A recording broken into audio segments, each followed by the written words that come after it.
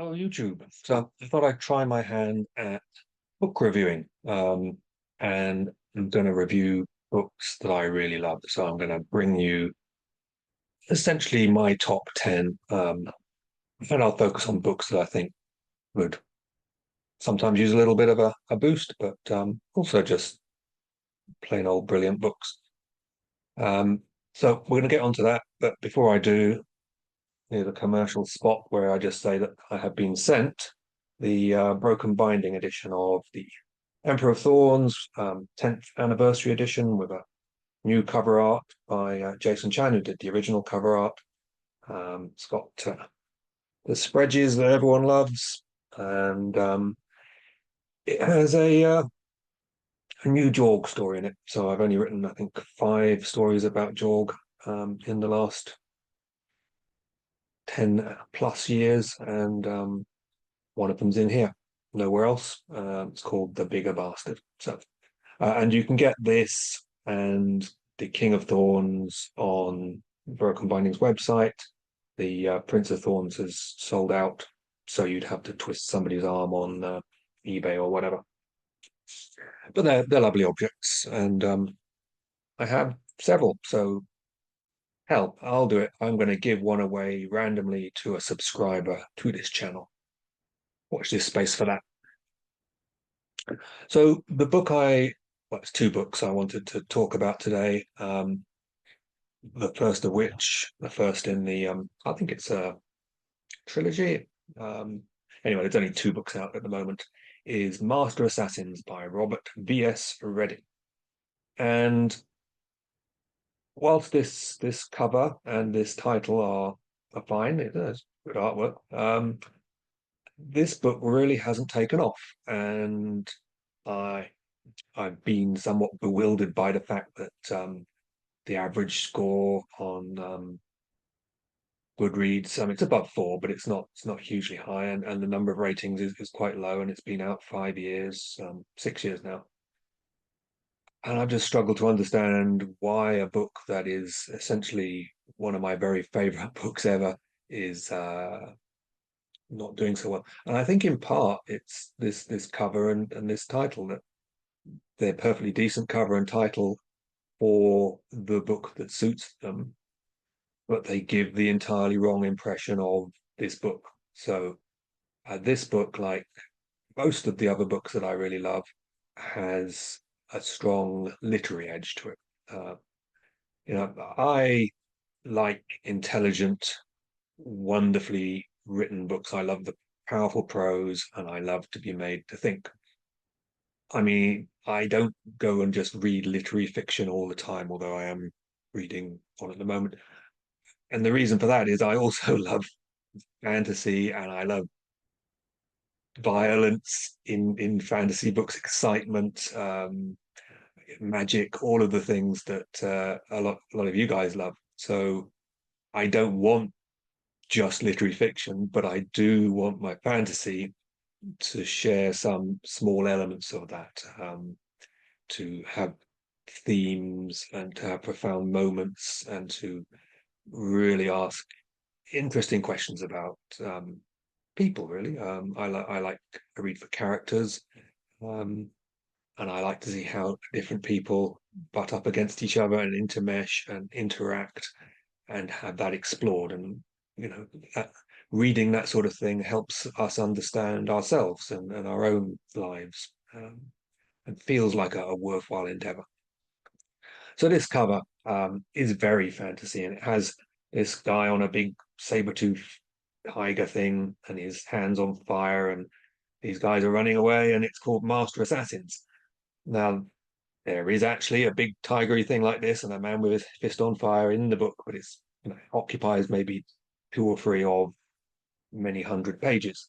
And these 2 guys are actually described as master assassins, but the fact is that they're not. And this is more of an ironic titling because these guys are anything but master assassins. Um, they're caught up in circumstances, and their deeds have been misinterpreted. So this cover and title appeal, I feel, to people who like um, which is perfectly fine. A sort of simpler, more direct, epic fantasy type book. Um, and those people may well have bought this book and then been disappointed that it does spend some time in introspection, and the sort of high octane heroes with swords battling monsters all the time isn't here in the it's here, but it's not here in the quantity maybe that they were hoping for. And the people like me who hope for a bit more thoughtful and literary elements in their books read Master Assassins and see this guy here and think, well, maybe this isn't the book for me, and maybe I would be better off reading one that seems to more well mesh with my aspirations. Uh, so I think it just finds the wrong readership. Now, I had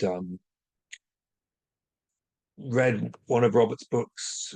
So when my first book, Prince of Thorns, came out in 2011, back in 2010, one of the authors who just put a line, a blurb for it was Robert Redick. I think he called it a lean, sharp knife thrust of a novel, and I'm not convinced he even liked it that much, but I think he appreciated the writing in it. Um, and so I, I picked up his book, and back in that they had I think it was called the Red Wolf Conspiracy. It was part of a quartet of books, and it was a bit YA for my tastes, but it was full of wonderful quality writing and um, great ideas. So when I saw this coming out, I thought, oh, I remembered how good his writing was, and I gave it a go. And this is, like, for me, just a huge step up to about as good as a book can be. And I read this, and I was immediately depressed that my writing wasn't as good as this. And I was occasionally making notes and saying, oh, maybe I can steal this in some way, shape, or form. Um, and there was a large gap between this coming out and the Red Wolf Conspiracy, like upwards of 5 years between that and the last of those four books. Uh, and I hoped at the time that he had spent every single hour in between writing this thing, because if it would be something he'd just knocked off in a year, then I would be very disheartened by, again, my own failure. So this book, it's set in a sort of Indonesian type setting, so it's not leaned into particularly heavily, but you understand that the flora and fauna are different from the European ones, and they use machetes, and there's just that feel to it, the environment and the culture to a degree. And it concerns two brothers, half brothers, and they do a lot of running away. So they're on this continent that has been quarantined, so the rest of the world has gone on its way, and nobody's allowed to come or go to this continent because of a disease. Um, and these two brothers, they have a very complicated relationship. They have family mysteries going on,